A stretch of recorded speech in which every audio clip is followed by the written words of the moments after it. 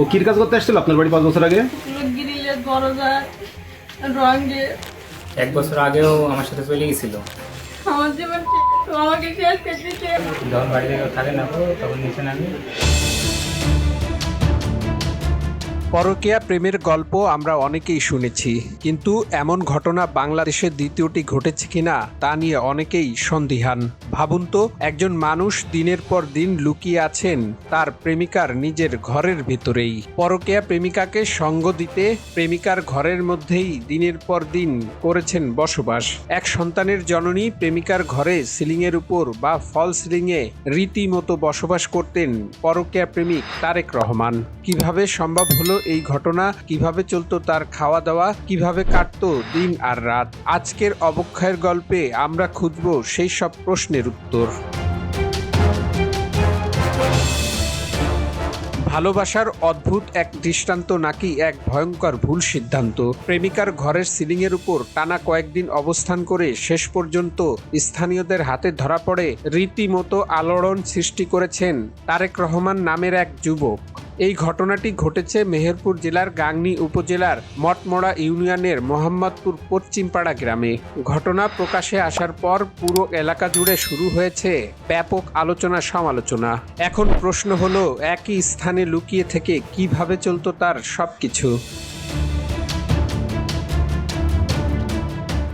স্থানীয় সূত্রে জানা যায়, যেখানে তারেক রহমান লুকিয়ে থাকতেন সেটি ছিল ঘরের ফল সিলিংয়ের উপর একটি ছোট্ট জায়গা।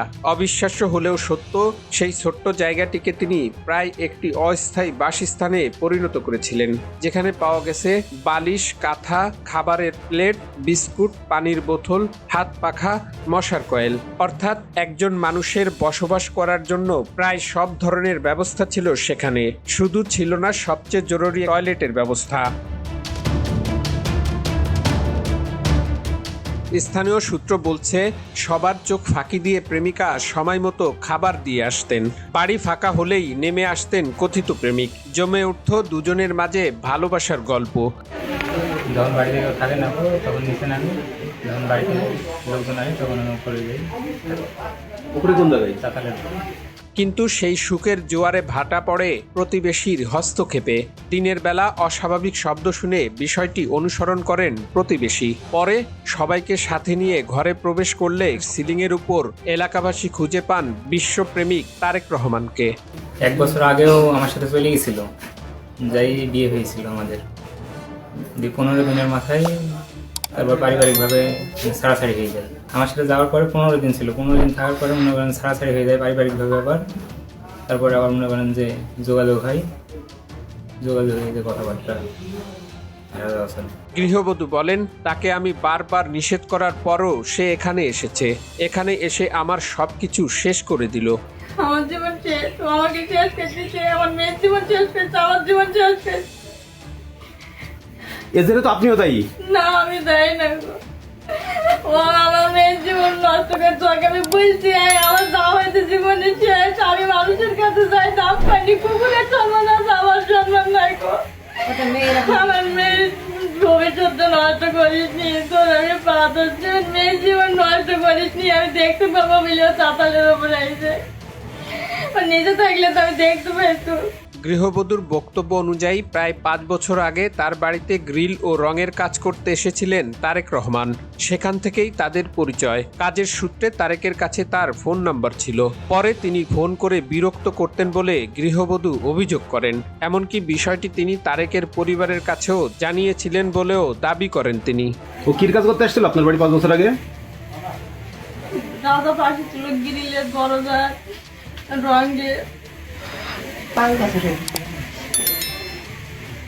আচ্ছা, ওর যে খলিশাগুলি বিয়ে হয়েছিল, ওর বোর সাথে আপনার কথা হয়েছিল সিম কার্ডে, মোবাইলে বলেন তো এটা? হ্যাঁ, আমি বলতে চাইছিলাম যে আমার সংসার আছে, আমার মেয়ে আছে, তোর স্বামী আমাকে ফোনে বিরক্ত করে, কিন্তু আমি ভুলে পরিবেশ করে উঠতে পারিনি। কখনো গালাগালি শুরু করতো। আমি বলে দিতে চাইছিলাম যে আমার সংসার আছে, আমার মেয়ে আছে, আমার স্বামী আছে। পরে স্থানীয়রা তাদেরকে বিয়ে দিতে চাইলে গৃহবধূ বলেন, আমার জীবন শেষ হলেও আমি তাকে বিয়ে করব না। এখন আপনার দাবি কি? বিয়ে করবো না, জীবন দিতে তাও আমি বিয়ে করবো না। এমনিতে তো আমি কি করবো ঠিক নাই। ও তাহলে না চিন্তা করেন, ওকে তো লোকজন আপনার বাড়ির থেকে পাইছে, বাইরে তো আর পাই নাই।